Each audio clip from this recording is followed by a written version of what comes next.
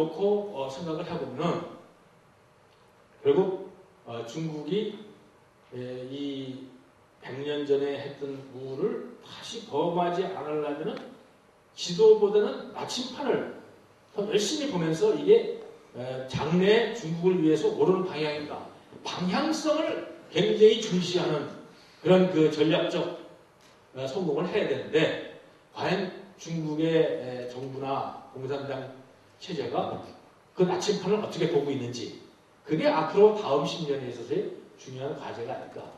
나는 아직도 중국의 지도부에 대해서 믿음을 갖고 있어요. 이제까지 잘했으니까. 앞으로도 잘할 것이다 라는 믿음이 있는데, 혹시 실패하면, 오늘 아침에 내 친구 판과 함께 했어요. 세계에서 중국에 대해서 가장 망하면 큰일 났다 라고 걱정하는 나라가 어느 나라냐? 내가 또 한국이라고 했어요. 한국. 그런데 지금 중국이 그런 쪽으로 앞으로 어떻게 관리해 나갈 것인가? 이건 제가 볼 때는 400m 계주에서 두 번째 바톤 타치가 아닌가 이렇게 생각합니다.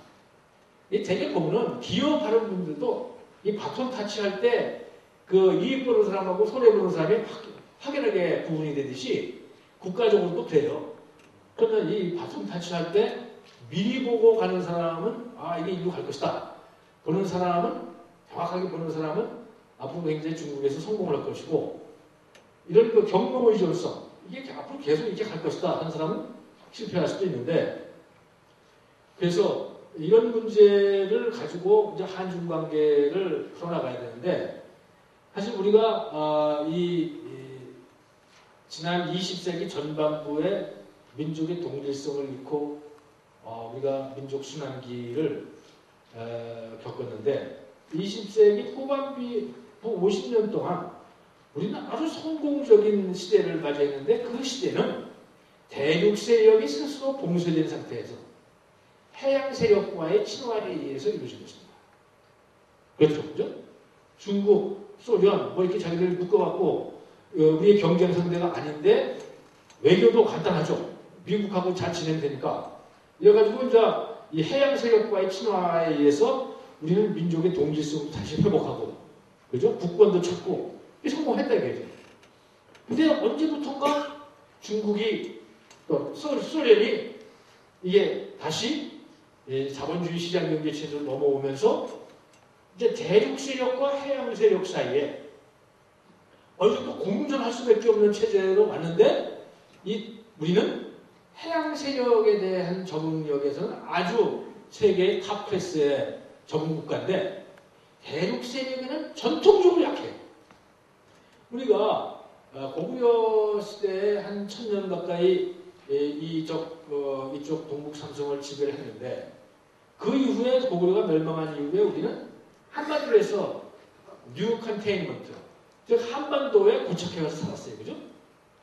그래가지고 오다가 민족 순환을 당하고 있다가 한반도가 반으로 쪼개지고, 그러면서 이런 새로운 2차 대전 이후에 이런 냉전 체제 하에서 해양 세력과 친화하면서 성공을 했는데, 지금 앞으로의 우리의 과제는 어떻게 하면 이 대륙 세력과 해양 세력을 아우르는 그런 생존 질서를 가져야 될 것인가. 특히 한국의 생존 방정식만 보면 중국은 중요한 변수일 거예요. 그죠? 근데 한국이 가야 될 길은 통일 방정식이 있다. 우리는 생존 방정식과 통일 방정식을 동시에 풀어서 연립 방정식으로 풀어야 돼요. 그죠? 우리 그런 꿈을 가지고 있잖아요. 그런데 지금 현재 상황으로 보면 이런 대륙 세력과 해양 세력을 아우르는 그런 전략적인 성공을 하지 못하면 우리의 생존 방정식과 통일 방정식이 앞으로 어떻게 될 것인가. 그 과정에서 중국은 변수인가 상수인가, 이런 문제에 지금 우리 스스로 답을 해야 되는 단계에 있는 것이죠. 미국은 끊임없이 지금 침강해가고 자기 스스로의 문제를 하기도 어려워지고 세계의 경찰 국가로서의 위치를 시간이 가면서, 아직은 버티지만 시간이 가면 갈수록 어떻게 될 것인가, 거기에 대한 강한 의문이 있고, 우리는 지난 50년, 60년 동안 미국이 실어주는 세계의 우산 속에서 살았어요. 첫째는 핵과 안보의 우산. 두 번째는 그렇죠? 핵과 안보의 우산이 미국이 씌워주고 있어요. 그 다음에 두 번째 우산은 금융과 통화의 우산이죠. 외환 위기만 나면 통화, 스와프, 뭐 이렇게 해서 금융과 통화의 우산. 세 번째는 국제 정보의 우산, 국제 외교의 우산.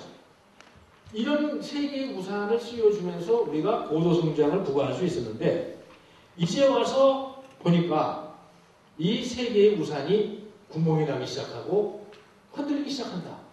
뭐 아직은 버텨주고 있지만 앞으로 이것이 약화됐을 때 우리의 대안은 무엇인가? 이것이 바로 우리가 가지고 있는 생존 방정식과 통일 방정식에 있어서의 중국 변수와 상수. 이 문제를 논할 수밖에 없다. 이런 것들을 생각해 보면 정말로 우리가 앞으로 다가오는 한국의 30년, 또 다른 30년, 중국의 30년과 맞닿아 있다.